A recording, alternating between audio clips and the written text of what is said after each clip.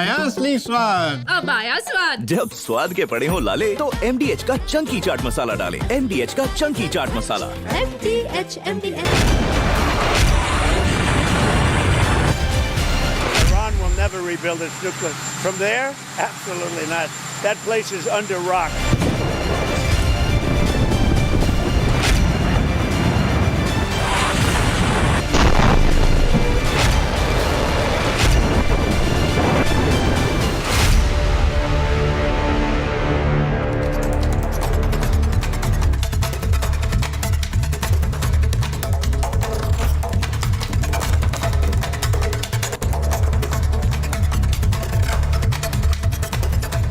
नमस्कार, आपके साथ मैं हूं सुजाता कुकरेती। आप देख रहे हैं अपना फेवरेट शो महाभारत। और महाभारत में आज हम बात करने वाले हैं कि कैसे 12 दिन के अंदर पूरी तस्वीर बदल गई है।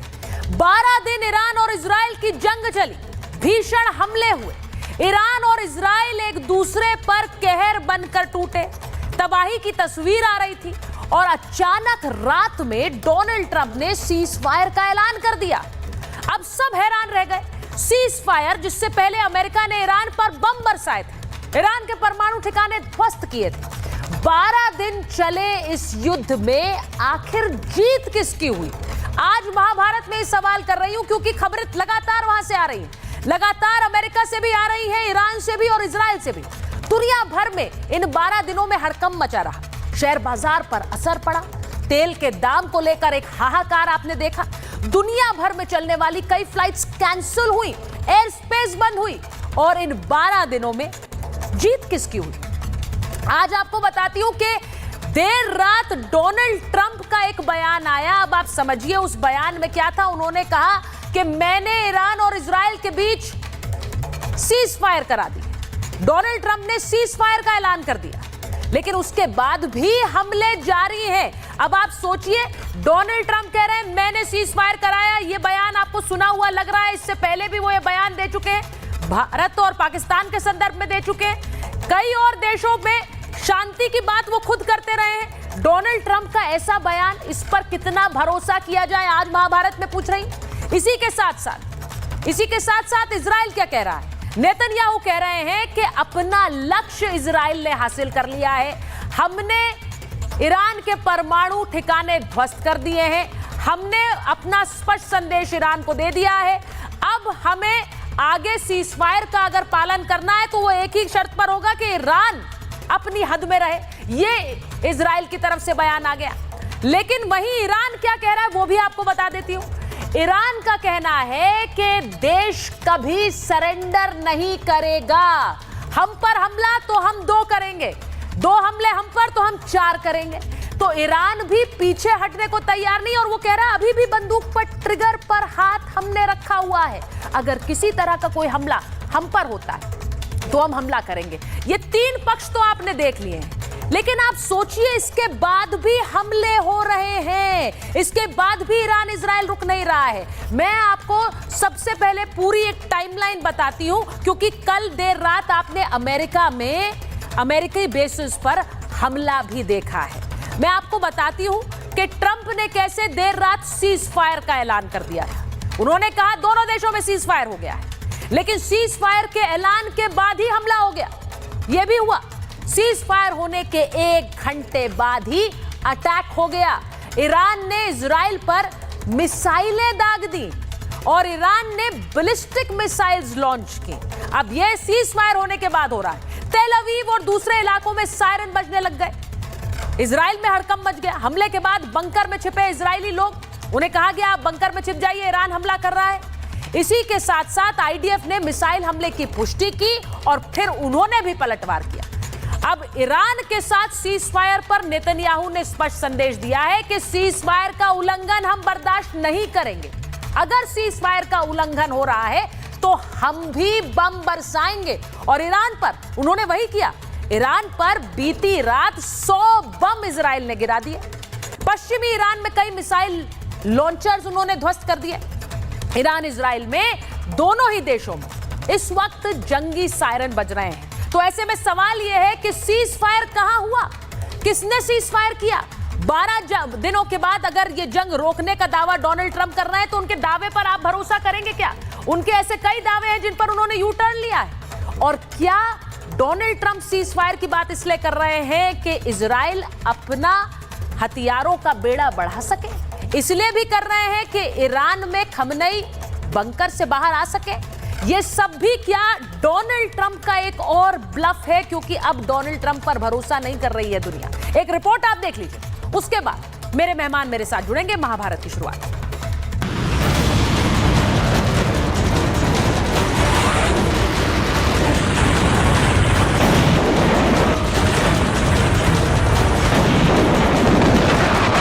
सीज फायर या महासंग्राम, ट्रंप पर कैसे करे भरोसा? ट्रंप की बात मानेंगे ईरान और इजराइल? 12 दिनों से ईरान और इजराइल के बीच महायुद्ध जारी है। कोई भी देश पीछे हटने के मूड में नहीं दिख रहा है। ऐसे में देर रात अमेरिकी राष्ट्रपति डोनाल्ड ट्रंप ने ईरान इजराइल के बीच सीज फायर की घोषणा कर दी और कहा कि ईरान और इजराइल मेरे पास आए। दोनों देशों ने शांति की बात कही। यह भी कहा कि ईरान इजराइल के बीच हमने सीज फायर करा दिया, मिडिल ईस्ट को तबाही से बचा लिया है। ट्रंप का कहना है कि इजराइल ईरान में युद्ध विराम लागू हो गया है, सीज फायर का उल्लंघन अब नहीं करेंगे। लेकिन ये सब कब हुआ? ये सब तब हुआ जब अमेरिकी बेस पर पहली बार किसी देश ने हमला किया। ईरान ने कुवैत में अमेरिकी बेस पर ताबड़तोड़ मिसाइलें दागकर अमेरिका को भी हैरान कर दिया। इससे पूरे मिडिल ईस्ट में कोहराम मच गया। लेकिन ट्रंप ने इस सब के बीच सीज फायर की घोषणा कर दी।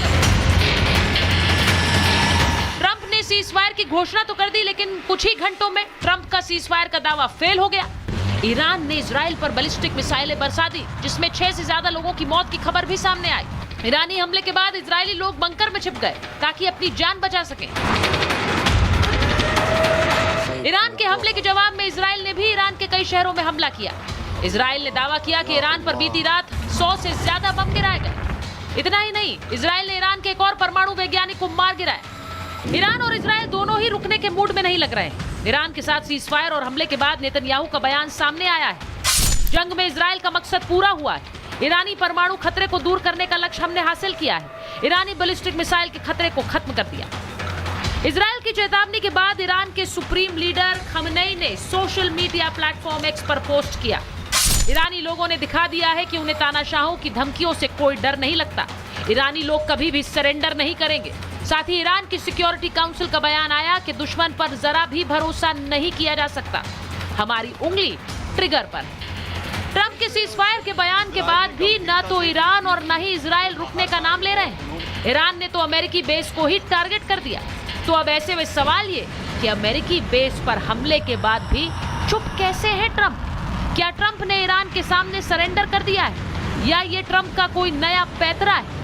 क्या ट्रंप 14 दिन की मोहलत की तरह फिर से सीज फायर वाला ब्लफ कर रहे हैं? क्या सीज फायर का ऐलान खमनई को बाहर निकालने की कोई चाल है? Bureau report, Republic Bharat.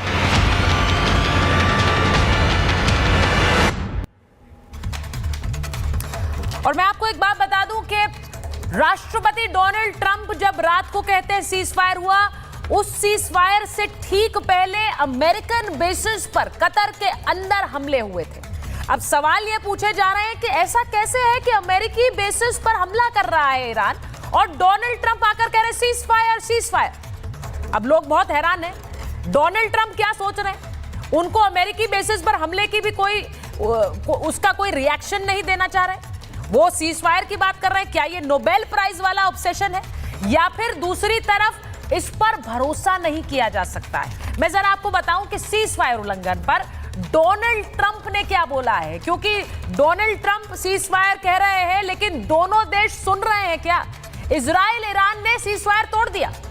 दोनों से सीज फायर का उल्लंघन की बात डोनाल्ड ट्रंप कह रहे हैं। वो कह रहे हैं ईरान और इजराइल दोनों सीज फायर का उल्लंघन कर रहे हैं। सीज फायर के बाद हमला किया, इजराइल को ट्रंप की चेतावनी आ गई। वो कह रहे हैं ईरान पर अब बस बम मत गिराओ, इजराइल फाइटर जेट वापस लाए, और ऐसा नहीं किया तो ये बहुत बड़ा उल्लंघन होगा। इसको स्क्रीन पर रखिए जरा, क्योंकि जो डोनाल्ड ट्रंप कह रहे हैं वो कह रहे हैं कि इजराइल और ईरान दोनों सीज फायर का उल्लंघन कर रहे हैं। अब इसका मतलब क्या है? डोनाल्ड ट्रंप की कोई सुन नहीं रहा है। वो कह रहे हैं सीज फायर कर लो, लेकिन सुन नहीं रहे। मैं जरा अपने मेहमानों का परिचय आपसे करा दूं। हमारे साथ एम्बेसडर दीपक वोरा जुड़ गए, हमारे साथ मेजर समरपाल तूर जुड़ गए, हमारे साथ कर्नल शैलेंद्र सिंह स्टूडियो में है, हमारे साथ जुड़ गए प्रोफेसर संगीत रागी, हमारे साथ मुमताज आलम रिजवी साहब जुड़ गए। बहुत बहुत स्वागत आपका। मैं शुरुआत सबसे पहले एम्बेसडर आपसे कर रही हूं। 2 सवाल है मेरे शुरुआत। पहला, ये अमेरिकी बेसिस पर हमला हुआ और डोनाल्ड ट्रंप कह रहे हैं सीज फायर, ये कैसे संभव है? दूसरा सवाल, डोनाल्ड ट्रंप की कोई सुन नहीं रहा है क्या? दोनों ही देश सीज फायर के बाद भी हमले कर रहे हैं। बहुत धन्यवाद मैम, बहुत अहम मुद्दे आपने रखे हैं और जब आपके साथ होता हूँ इट्स अ वंडरफुल एक्सपीरियंस और आपके चैनल पर, और फिर जो आपके मेहमान हैं उनसे बहुत कुछ सीखूंगा। डोनाल्ड ट्रंप साहब शाम को कुछ कहते हैं, 15 मिनट के बाद कुछ और कहते हैं। अभी जो कतर में जो बेस है इसके ऊपर हमला किया था ईरान ने, कुछ मिसाइलें दागी हैं। कहानी ये हम सुन रहे हैं कि उन्होंने पहले वार्निंग दे दी थी कतार को भी, क्योंकि उसकी कतार के साथ कोई दुश्मनी नहीं है ईरान की, सिर्फ यही है कि तूने अमेरिकन बेस वहां रखे। पहले वार्निंग दे दी थी, अमेरिका को भी बोल दिया था कि भाई टाइगर मैं 2-4 मिसाइलें फेंकूंगा, तेरी तरफ बुरा मत मानना, उनके अंदर भूसा भरा हुआ है, कुछ नहीं होने वाला उससे। अगर ये warning ma'am, and I am saying it half seriously, अगर ये बात भारत में होती कि हमने पहले वार्निंग दे दी थी दुश्मन को कि हम मिसाइलें फेंकने वाले हैं, तो क्या बवाल होता है। तो आप जानते हैं जब हुआ था पीछे आतंकिस्तान के साथ। मेरा मानना ये है इस समय कि ट्रंप साहब, उनका जो चौकीदार है मिडिल ईस्ट में जिसका नाम इजराइल है, उससे नाराज होंगे क्योंकि कई बार वो अमेरिका की बात नहीं सुनता है, लेकिन अमेरिका उसके बिना गुजारा नहीं कर सकता है। क्योंकि अगर आपने एक पूरे सुन्नी इस्लामिक इलाके में एक यहूदी मुल्क को रखे रखा है, वो इसीलिए रखा है कि वो नजर रखेगा सबके ऊपर, वो डिस्टेबलाइज नहीं होने देगा, नहीं तो सारा तेल जो है वो सुन्नी अरब्स के पास चला जाएगा और फिर ट्रंप साहब बहुत नाराज होंगे। भले ही आजकल तो अमेरिका दुनिया का सबसे बड़ा एक्सपोर्टर है। सो फर्स्ट थिंग, इजराइल का वहां रहना जरूरी है ताकि स्टेबिलिटी रहे उस रीजन में। दूसरा, आपने कहा कि ट्रंप की बात कोई सुनता है कि नहीं सुनता है। मैम, मैं इतना बता देता हूँ, वी ऑल हियर हिम, अंग्रेजी में जो कहते हैं, but we don't listen to him, क्योंकि वो अपना बयान इतना बदलता जाता है, इतना कुछ पता नहीं। अब वो नेटो के लिए रवाना हो चुका है, वहां जा रहा है, ब्रसल्स में मीटिंग होगी, वहां भी जाके कुछ ना कुछ कहेगा, गाली गलौज करेगा, बोलेगा मैं ये कर दूंगा वो कर दूंगा, फिर आ जाएगा वापस वॉशिंगटन, तब तो कोई दूसरा मुद्दा आ जाएगा। ये जरूर कहेगा ब्रसल्स में, देखो मैंने इतना अच्छा काम किया, आप सब मिलके मुझे नॉमिनेट करो नोबेल पीस प्राइज के लिए। ये तो 100% you can expect it from Donald Trump. But क्या ये सीज फायर चलेगी? नहीं, क्योंकि इजराइल ने ये तो कहा कि हमने अपने ऑब्जेक्टिव्स अचीव कर लिए, यानी ईरान के न्यूक्लियर प्रोग्राम को हमने पीछे कर दिया। आप कह रहे हैं कि इस हमले के बारे में बता दिया गया। मैं ये पूछना चाह रही हूँ क्योंकि मेरे साथ कर्नल शैलेंद्र सिंह है, मेजर तूर है, ये अमेरिकी बेसिस पर हमला हुतीज ने किया, कर्नल सिंह, हमास ने किया, लेकिन कोई सॉवरेन कंट्री जो ईरान है वो कह रही उनका हमला अमेरिकन बेसिस पर ये कब होता है? और अगर हो रहा है और अमेरिका चुप है और वो सीज फायर ही चाह रहे हैं, ये हो क्या रहा है? समझ भी नहीं आ रहा लोगों को लग रहा है ये अभी भी कोई ट्रंप का कोई ब्लफ तो नहीं है। कर्नल सिंह, जय हिंद, नमस्कार। यूएस कभी भी किसी वॉर के अंदर पार्टिसिपेट नहीं करना चाहता। वो चाहता है कि उसके बदले में उसके प्यादे लड़े। यहाँ पाकिस्तान लड़े, यहाँ पर इजराइल लड़े, जो आप किसी भी जगह ले लीजिए। ज्यादा बड़ी बात ये आती है इससे निकलकर कि एक्चुअली इजराइल की जो अकेली एक सिंगल रिक्वायरमेंट थी कि वो उन न्यूक्लियर इंस्टॉलेशंस के ऊपर अपने बलबूते पर अटैक सक्सेसफुली नहीं कर सकता था, क्योंकि वो जो 300 फीट की जो गहराई है वो अपने आप में काबिलियत सिर्फ और सिर्फ यूएस के पास थी।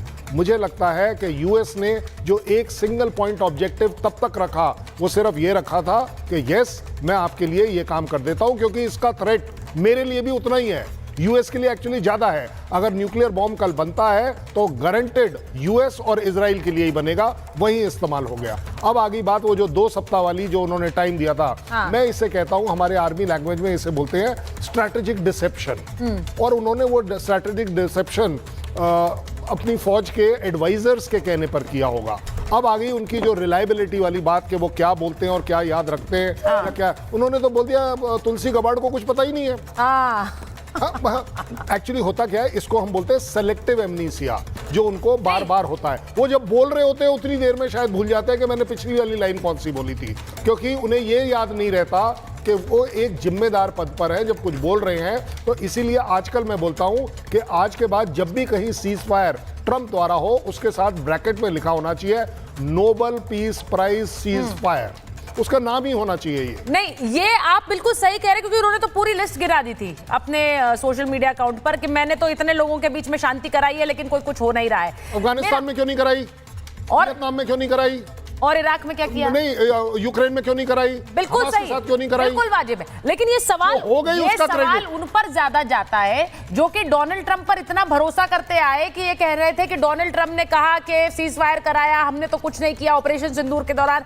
भाई मैं मुमताज साहब आपसे पूछ रही हूँ, आप कर रहे हैं भरोसा डोनाल्ड ट्रंप पर? वो अभी भी आते हैं, कह रहे हैं मैंने सीज फायर कराया है, वो ऑपरेशन सिंदूर में भी कह रहे हैं मैंने सीज फायर कराया है।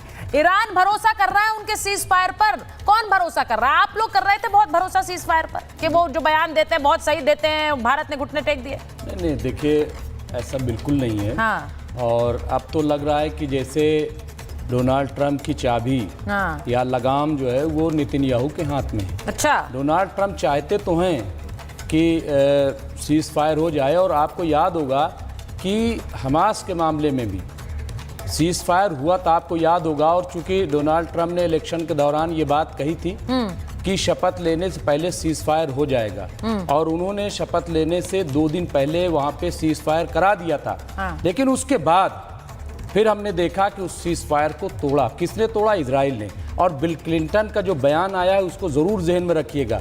उन्होंने कहा कि दरअसल ये अपनी सियासत बचाने के लिए, नेतन्याहू अपनी कुर्सी बचाने के लिए ये सब कर रहे हैं, जंग को एस्केलेट कर रहे हैं। तो इस चीज़ को समझना होगा। और अभी भी उन्हीं के कहने पे 2 हफ्ते का वक्त डोनाल्ड ट्रंप ने दिया था, लेकिन कौन सी ऐसी इमरजेंसी आ गई थी कि डोनाल्ड ट्रंप को हमला करना पड़ा ईरान पे? कोई ऐसी इमरजेंसी नहीं। तो आप इस सीज फायर पर भरोसा कर रहे हैं? ये सीज फायर हो गया है, वो कह रहे हैं ईरान मेरे पास आया, इजराइल मेरे पास आया, मैंने सीज फायर कराया, ये हुआ नहीं है। नहीं, बिल्कुल नहीं। और इसमें भी देखिए 2-3 बातें गौर करने वाली बात है। डोनाल्ड ट्रंप ने क्या कहा कि सीज फायर होगा, और सबसे पहले ईरान को सीज फायर जो है मतलब हमले रोकने पड़ेंगे। उसके 6 घंटे बाद, उसके 6 घंटे बाद हमने जो पढ़ा है, 6 घंटे बाद जो है वो इजराइल करेगा। यानी इजराइल ईरान ने क्या कहा? ईरान ने कहा कि हमला तो शुरू किया था इजराइल ने, तो हम क्यों पहले रोकेंगे? अब ऐसे में आप बताइए, सीज फायर के ऐलान के बाद, सीज फायर के ऐलान के प्रोफेसर आगे को भी जश्न जरूर होने जा रहा है तेहरान में। तेहरान में जश्न होने जा रहा है। अभी जब आप नहीं हो भी रहा था, तस्वीरें आ रही थी, वही मैं कह रहा हूँ कि वहां जश्न शुरू हो गया। तो इसका मतलब देखिए, तो किस बात का जश्न है? वो किस बात का जश्न है? जीत का, कामयाबी। आज घुटने टेक रहे इजराइल भी और अमेरिका भी। अच्छा, आप कह रहे हैं इजराइल और अमेरिका ने घुटने टेक दिए ईरान के सामने? बिल्कुल, ईरान के सामने इजराइल और अमेरिका ने घुटने टेक दिए, उसका जश्न ईरान में मनाया जा रहा है। ये आप कह रहे हैं? किस बात का है? और किस बात? वो इस बात का जश्न मना रहे हैं कि दोनों आज कह रहे हैं, दोनों मजबूर हैं कि सीज फायर करो, सीज फायर करो, क्योंकि वॉर जो है अभी तो इजराइल के अंदर दाखिल हुई है। माफ कीजिएगा, ये अमेरिका के अंदर दाखिल हो जाएगी। फर्स्ट टाइम है। इसका नुकसान ईरान को नहीं हो रहा था? नहीं, मैं एक मिनट, मैं प्रोफेसर रागी से एक बार पूछूंगी, को भी लीजिए। नहीं, मुकल्ला आप तब से मुकम्मल ही कर रहे हैं, मैं आ रही हूँ ना सर। और भी तो मेहमान है, फिर वो कहेंगे कि मुमताज जी के लिए किया क्या शो। मैं प्रोफेसर रागी जरा आपसे पूछ रही हूँ, ईरान जीत गया है ये जंग, अमेरिका और इजराइल पिछड़ गए हैं, ये मुमताज जी का कहना है। देखिए, सवाल मैंने शुरुआत में यही उठाया था कि 12 दिन की जंग में कौन जीता है। अब वो बड़े क्लियर है, वो कह रहे हैं ईरान जीता है, वहां सेलिब्रेशन हो रहे हैं क्योंकि इन्हें घुटने टेकने पड़े और सीज फायर मांगनी पड़ी है। कुछ याद आ रहा है पिछले कुछ दिनों में देश की सियासत में भी ऐसी ही बातें हुई? जी, सुचरिता ये वैसा ही जश्न है जैसा पाकिस्तान ने जश्न मनाना कुछ लोगों ने शुरू किया था। अच्छा। ये और बात है कि पाकिस्तान की जनता जो है आज अपने प्रधानमंत्री और अपने सेनाध्यक्ष दोनों को गालियां दे रहा है। देखिए, नेतन्याहू ने बहुत साफ कहा कि उनका जो मिलिट्री ऑब्जेक्टिव था वो पूरा हुआ, और वाकई पूरा हुआ है। घर में घुस करके अमेरिका ने आपके न्यूक्लियर प्लांट को बॉम्बिंग किया, कुछ नहीं किया, आपके आर्मी चीफ को मारा, आपके एयरफोर्स के चीफ को मारा। एक मिनट, आप ध्यान रखिए, सबके बीच में नहीं बोलते हैं। आपके आर्मी चीफ को मारा, आपके एयरफोर्स के चीफ को मारा, जितने बड़े टॉप कमांडर थे उन सबको एलिमिनेट कर दिया। और यूएन का डेटा यदि ले लें तो 900 के आसपास जो है वो ईरान के अंदर लोग मारे गए हैं। आपने इजराइल के अंदर क्या किया है? आपने उसके किसी भी मिलिट्री एस्टेब्लिशमेंट को डैमेज नहीं किया है। आपने घरों को डैमेज किया है, सिविलियंस को डैमेज किया, वो भी 25-30 आदमी। प्रोफेसर रागी कहाँ की न्यूज़ पढ़ते हो? इसलिए नहीं, एक मिनट यूएन चार्टर की बात क्यों की जा रही थी? जरा अरे नहीं तो सुनिए मेरी बात। मुमताज जी एक एक करके बात करेंगे। नहीं एक एक करके बात करेंगे। एक मिनट सुनिए मेरी बात, एक मिनट मेरी बात सुनिए। यहाँ पर भी वही ईरान इजराइल वाला हाल मत करिए कि दोनों अपनी अपनी जीत की बात करें। अब सही बात तो होगी। मुझे अमेरिका और डोनाल्ड ट्रम्प नहीं बनना है सर, इतने ज्यादा मुझे अमेरिका और डोनाल्ड ट्रम्प नहीं बनना है बीच जो है वो आप नहीं सुनिए मेरी बात, मुझे डोनाल्ड ट्रम्प नहीं बनना है बीच में। इसीलिए ना आप ईरान बनिए और इजराइल ना बनने दीजिए दूसरे को। अपनी बातें पक्ष में और एक एक करके रखते हैं। मैं ये सिर्फ पूछ रही हूँ, अगर जीता, उन्होंने कहा कि इतने न्यूक्लियर साइंटिस्ट को एलिमिनेट कर दिया, न्यूक्लियर साइट्स को ध्वस्त कर दिया, क्या ये नहीं हुआ है जो प्रोफेसर रागी बोल रहे हैं? क्या वो नहीं हुआ है? हुआ है या नहीं हुआ है? प्रोफेसर आगे अपनी बात कंप्लीट करिए, फिर मैं मेजर सुचरिता बोलिए। सुचरिता सीज फायर के लिए अमेरिका क्यों आगे आया और चाहा भी? क्योंकि अभी कर्नल शैलेंद्र ने बहुत अच्छी बात कही। जो भी एक टारगेट होता है, मिलिट्री टारगेट होता है, उसने पूरा किया। मिलिट्री टारगेट में ये नहीं था कि हम पूरे ईरान को बर्बाद कर दें और उसको गाजा की तरफ लेकर के चले जाएं। मिलिट्री टारगेट ये था कि हम उसको यूरेनियम प्रोसेसिंग से हम रोक देंगे। और इसमें तो डोनाल्ड ट्रंप ने पुतिन को भी खींच लिया है। अभी गार्जियन से इंटरव्यू देते हुए, नेटो के समिट में पार्टिसिपेट करने जाते हुए उन्होंने कहा कि हमने पुतिन से कहा, पुतिन से बातचीत हुई और पुतिन ने भी वादा किया है कि ऐसा होगा। तो अब आप ये देखिए कि मैं इसलिए कह रहा हूं कि अमेरिका नहीं चाहता है युद्ध को प्रोलॉन्ग करना, नहीं तो उसकी बदनामी होगी। नेतन्याहू का जो मिलिट्री टारगेट था वो पूरा हो गया है। तो जैसे कहते हैं ना कि चार थप्पड़ आप घर में एक बार वो तस्वीरें भी दिखाती हूँ, आज के हमले की तस्वीरें भी दिखाइए। हम अपना बोले कि अब आज के हमले की तस्वीरें दिखाएंगे, जरा आज के हमले की तस्वीरें दिखाइए। क्योंकि देखिए कल बीती रात एक हमला हुआ अमेरिकी बेस पर। मेरा सवाल ये है मेजर तूर आपसे, अगर अमेरिकी बेस पर हमला हुआ है और उसके बाद भी अमेरिका सीज फायर कह रहा है, तो क्या अमेरिका को लगता है उसका ऑब्जेक्टिव अचीव्ड है? अमेरिका को लगता है उसने जो करना था वो कर दिया है, उसने न्यूक्लियर ध्वस्त कर दिया? उन्होंने आज भी कहा डोनाल्ड ट्रंप ने कि हम इन्हें परमाणु, अब ईरान ने कह दिया वो परमाणु बम कभी नहीं बनाएगा। आपको लग रहा है कि डोनाल्ड ट्रंप की इस बात पर भरोसा कर लिया जाए? क्योंकि ईरान में वो अभी भी खुलकर ये कह रहे हैं कि जीत हमारी हुई है, हमारी वजह से सीज फायर के टेबल पर आना पड़ा है। मेरे तो देखें सुचारिता, पहली चीज तो मैं कुछ चीजें स्पष्ट करना चाहता हूं। पहली चीज तो वेस्ट को बिल्कुल मंजूर नहीं है कि किसी रेडिकल मुस्लिम नेशन के पास परमाणु बम हो। ठीक है। क्यों? क्योंकि उनकी रेडिकलाइज सोच इस हथियार का उपयोग इंसानियत के ऊपर कर सकती है। तो ये एक तो गलती वो करेंगे नहीं। नंबर 2, किसने स्लोगन को क्रिएट किया? Death to Israel, death to America, Iran ने किया। ऊपर से देखें, आप ईरान का इतिहास देखेंगे तो इतनी ह्यूमन राइट्स वायोलेशंस हुई हैं। ऊपर से 13 जून को IAEA ने ये बयान के साथ दिया है, प्रूफ के साथ, कि nuclear non proliferation treaty violation की है। ईरान ने गैर कानूनी और इल्लीगल तरीके से न्यूक्लियर टेक्नोलॉजी उत्तर कोरिया से इंपोर्ट की है, चीन की मदद के साथ और कुछ हद तक रूस की मदद के साथ। ठीक है। तो ये एक तो ये है। फिर 2009 में इन्होंने अपनी सभी न्यूक्लियर फैसिलिटीज को डिस्क्लोज कर दिया था सिवाय फोर्दो के। और जब फोर्दो में ऑपरेशंस बहुत बड़े स्केल पे हो गए, तब ईरान को लगा कि ये छुप नहीं सकता है, तो अच्छा है कि इसकी डिक्लेरेशन कर दी जाए। उसके बाद से 2009 के बाद ईरान शक के घेरे में आया। अब जो राफेल ग्रोसी हैं, IAEA के चीफ, उसने बयान दिया है कि ईरान के पास 400 kg यूरेनियम जो 60% एनरिच हो चुका है का कुछ अता पता नहीं है, वो किधर है। उसका कुछ ऑडिट या अकाउंटेबिलिटी नहीं है। तो आप मुझे एक चीज बताएं, आपको न्यूक्लियर एनर्जी चाहिए इलेक्ट्रिसिटी प्रोड्यूस करने के लिए, अपने इंडस्ट्रियल पर्पसेस के लिए, तो आपको यूरेनियम की क्यों जरूरत पड़ गई एनरिचमेंट के लिए?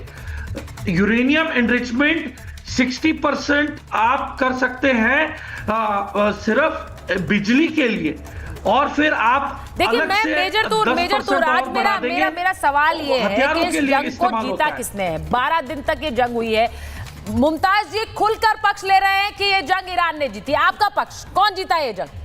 मैं जरा जल्दी अपने मेहमानों से पूछना चाह रही हूँ, कौन जीता? मैं आपको बता रहा हूं, ये इसकी जीत हुई है वेस्टर्न कंट्रीज की। क्यों, कैसे हुई? वेस्टर्न कंट्रीज की जीत हुई है। हमें बताइए। ईरान ये जीता नहीं है, वेस्टर्न कंट्रीज जीती है, वो ये कह रहे हैं। अच्छा एक सेकंड, नहीं रुकिए ना भाई, एक मिनट, मैं जरा एक बार बड़ी खबर बताऊं, सुनिए जरा, मैं उसके बाद एक वोट लूंगी कि कौन जीता है, किसको क्या लग रहा है। कतर के विदेश मंत्रालय ने ईरान के राजदूत को तलब किया है। अमेरिकी बेस पर ईरान के हमले को लेकर तलब किया गया। ईरानी हमले को बताया अपनी संप्रभुता का उल्लंघन। ईरान ने अल उदेद बेस पर हमला किया था और अब कतर कह रहा है ये हमारी संप्रभुता पर हमला है। अब वही वाला आरोप जो कि ईरान लगा रहा था इजराइल पर और उसके बाद अमेरिका पर कि हमारे देश पर हमला किया, हमारी संप्रभुता पर हमला है, वो वाला आरोप कतर लगा रहा है ईरान पर। मैं आपको बताऊं कि खमनेई ने ये जो खबर मैं इसलिए बता रही हूं क्योंकि कतर में ये हमले के बाद आज जो भी सीज फायर का ऐलान हुआ है उसके बाद फिर से हमले हुए हैं। हम इस पर कितना भरोसा करें? हर कोई अपनी अपनी जीत बना रहा है। खमनेई ने क्या कहा है जरा ये आपको बता देती हूं। वो ये कह रहे हैं ईरान इजराइल के बीच सीज फायर की घोषणा तो हो गई, लेकिन खमनेई ने आज सीधे कह दिया कि ईरानी जो देश है वो सरेंडर नहीं करने वाला है, ईरान कभी भी गिव अप नहीं करेगा और हमने ट्रिगर पर हाथ रखा हुआ है, अगर हमला हुआ तो हम वो ट्रिगर दबा देंगे। अब सवाल यह है कि जो तस्वीर आप देख रहे हैं, ईरान के सुप्रीम लीडर कहां हैं? खमनेई को क्या अभी भी अपनी हत्या का डर सता रहा है क्योंकि वो कहां है ये किसी को पता नहीं है? वो अभी भी बंकर में है क्या? सवाल ये है।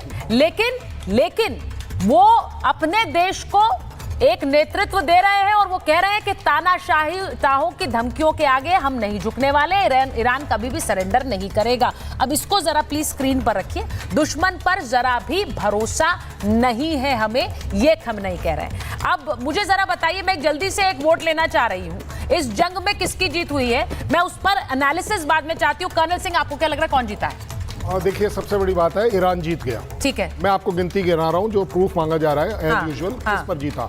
उसकी पूरी मिलिट्री लीडरशिप मर गई, कांग्रेचुलेशंस, आप जीत गए। अच्छा। आपके टॉप साइंटिस्ट मर गए, आप उसमें भी जीत गए। आपने अपने 3 न्यूक्लियर बेस इंस्टॉलेशन डिस्ट्रॉय करवा लिए, आप उसमें भी जीत गए। आपने कतर में अटैक किया, उसको बताकर अटैक किया, इसमें भी आप जीत गए। आप यूनाइटेड नेशन में गए, वहां पर भी आप जीत गए। आपने यूरोपियन यूनियन के साथ ये डिमांड करी कि पीस होनी चाहिए, रुकना चाहिए, वहां पर भी आप जीत गए। आप अपने अंकारा में 40 मुस्लिम कंट्रीज के साथ मिलकर अपील कर रहे हैं, उसमें भी जीत गए। आप पुतिन के पास गए, वहां पर भी आपने यही गुहार लगाई कि हमारे साथ खड़े होइए और इस लड़ाई को रुकवाइए, और तभी पुतिन ने डोनाल्ड ट्रंप से बात करी है। इन सब जगहों पर जीते क्योंकि जान बची तो लाखों पाए। इस समय ईरान, आपको लग रहा है ईरान के लिए वही था, वो बोल रहे जान बची तो लाखों पाए। जीते हैं ना। लीजिए भाई, दोनों को लीजिए।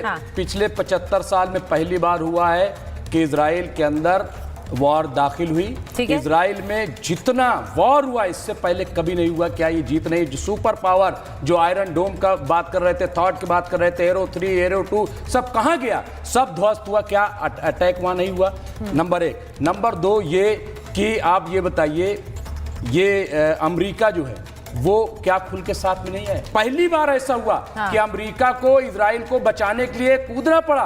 तो क्या ये ईरान की जीत नहीं है? नहीं, एक बात बताइए, ये बहुत शुरू से कहा गया, ये इजराइल ने खुद कहा कि अमेरिका जब इस युद्ध को में जुड़ना चाहेगा वो जुड़ेगा, हमें उनका नहीं पता है, लेकिन हम इस जंग को लड़ रहे हैं। जहां परमाणु संवर्धन था वहां पर सिर्फ बंकर बस्टर बम से दबाई हो सकती थी। सुचारिता जी, यही जीत है उनकी। अच्छा, यही चीज, एक चीज। ठीक है, मैं वोट ले लेती हूँ, वोट लूंगी, वोट लेती हूँ। एम्बेसडर हो रहा, ठीक है, एक मिनट।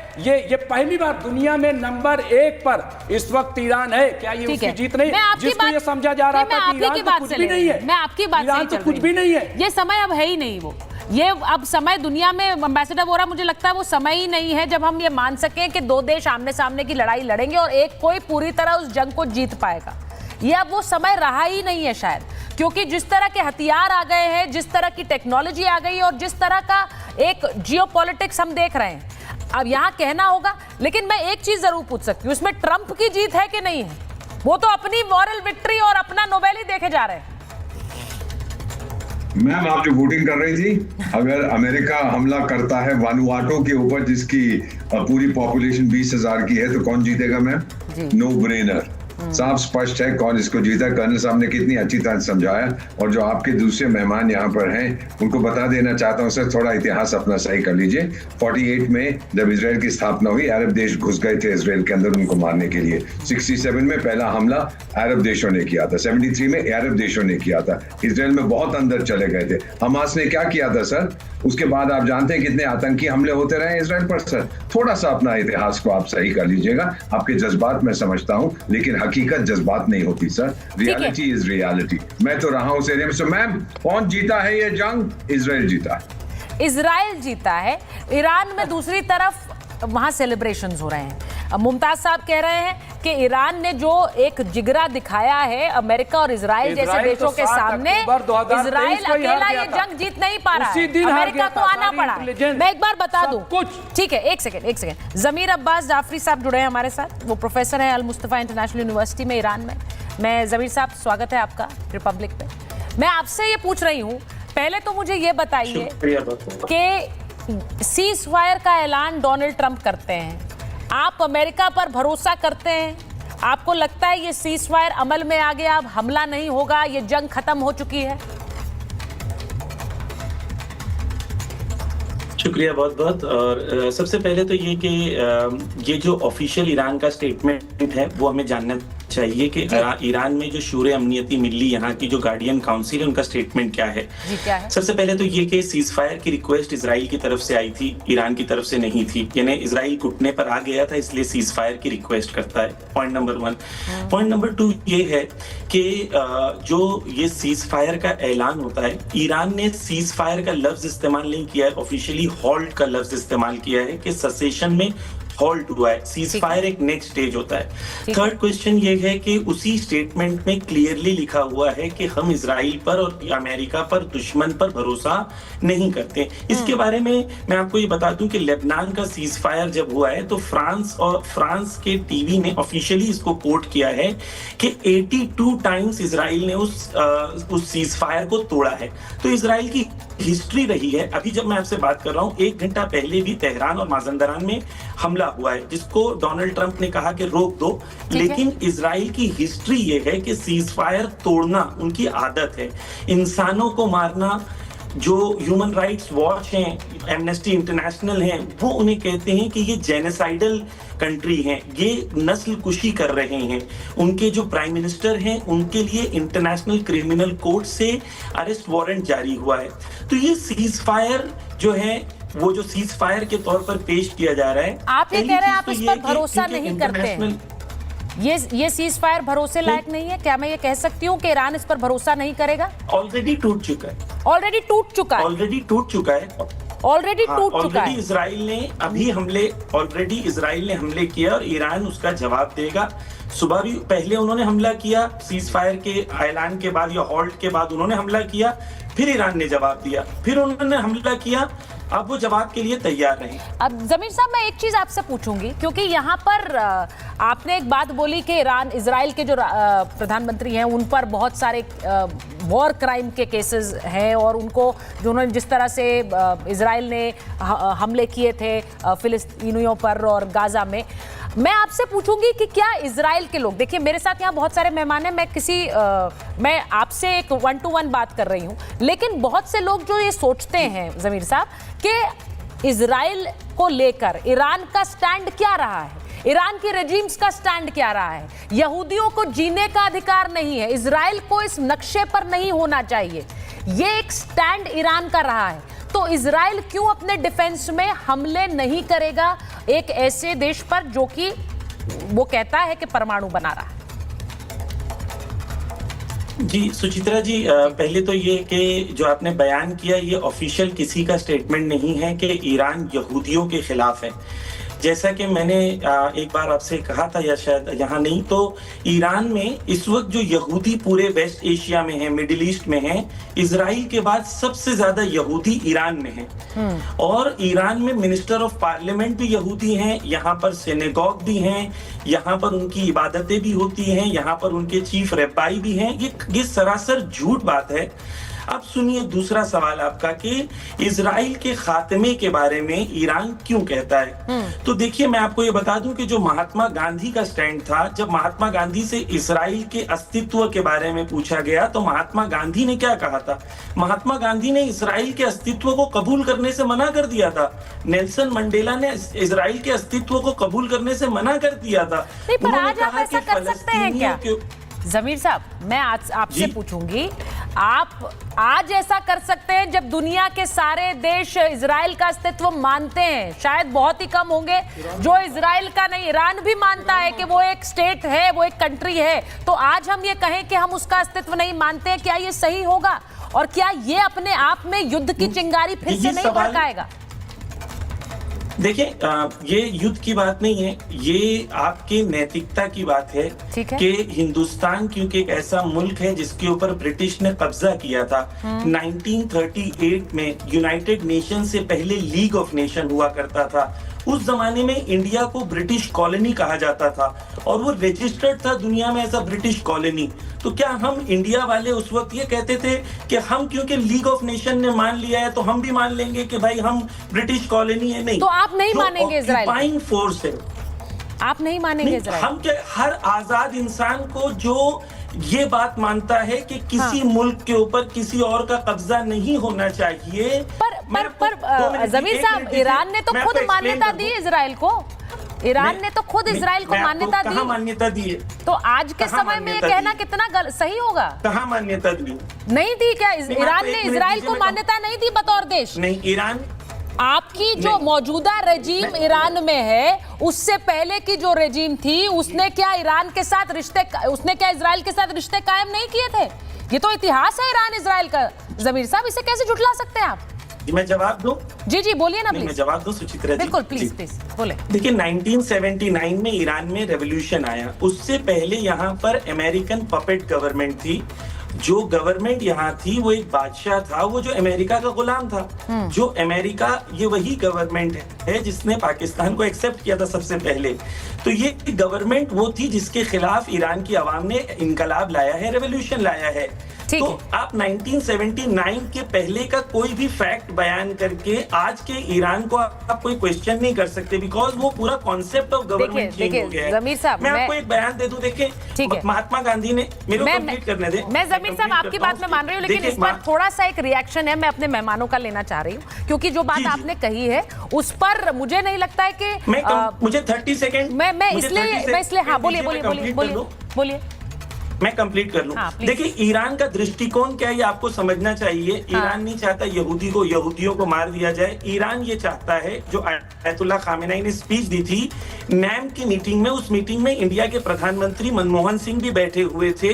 उसमें उन्होंने कहा था इजराइल का और फलस्तीन का सोल्यूशन ये है कि जो उस मुल्क के नागरिक हैं जो पहले थे, चाहे वो यहूदी हो, मुसलमान हो, क्रिश्चियन हो, जिस भी मजहब के, सब उस मुल्क में लौटे और वो मुल्क में एक रेफरेंडम किया जाए, जो वहां के नागरिक हैं वो फैसला करे कैसी गवर्नमेंट होगी। देखिए, और जो बाहर से आए हैं वो अपने मुल्क लौट जाएं। आप जो बात कह रहे हैं, मैं एक बार इस पर जल्दी से एक रिएक्शन एम्बेसडर दीपक वोरा का लेना चाहती हूँ। एम्बेसडर दीपक वोरा, आपने ये सुना जो बात जमीर साहब कह रहे हैं, मैं आपसे पूछ रही हूँ, ये इस वक्त जो मौजूदा स्थिति है उसमें मुझे नहीं लग रहा है जो जमीर साहब ने कहा उससे ईरान बिल्कुल भी भरोसा करेगा इस सीज फायर पे। लेकिन अगर ऐसा है, और क्या मुझे ये कहना चाहिए इजराइल भरोसा कर रहा है, यहां से एस्केलेशन होगा या डी एस्केलेशन होगा?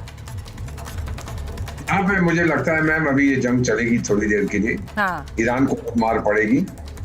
खमेनी साहब कहाँ पर हैं? खमेनी सुनने में तो मेरे ग्रुप कहता है वो मॉस्को में बैठे हैं, और इसीलिए ईरान के विदेश मंत्री भी वहां पर गए थे, किसी ने उनको देखा नहीं है। जुम्मा की सर, लेट मी कम, मैंने आपको इंटरप्ट नहीं किया मैम, इनको बता दीजिए ये ना इंटरप्ट करें मुझे, मैं नहीं कर रहा, मैंने कुछ नहीं कहा जब ये बोल रहे थे। सो इफ इट्स पॉसिबल जुम्मे की नमाज में भी नजर नहीं आए तो मेरा ही में शामिल हो रहे हैं जो ईरान के प्रेसिडेंट हैं। अच्छा, आप मुमताज साहब इस बात से इत्तेफाक नहीं रखते। मैंने एक बीच में तस्वीर चलाई थी सिर्फ ये बताने के लिए कि ये सीज फायर क्यों हुआ है। उसमें कुछ सवाल है, मुझे लगता है उन सवालों के साथ ही आपको छोड़ के जाना चाहती हूँ, क्योंकि सीज फायर क्यों हुआ है?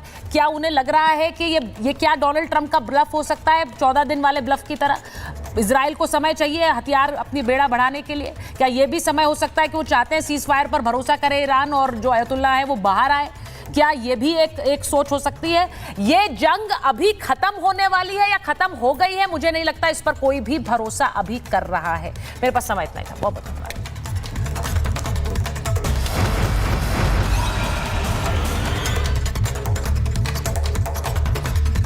हल्दी मिर्ची धनिया करे कमाल, ये रंग दे, ये खुशबू दे, ये तीखा, ये कम पड़े, क्या निराला MDH मसाला।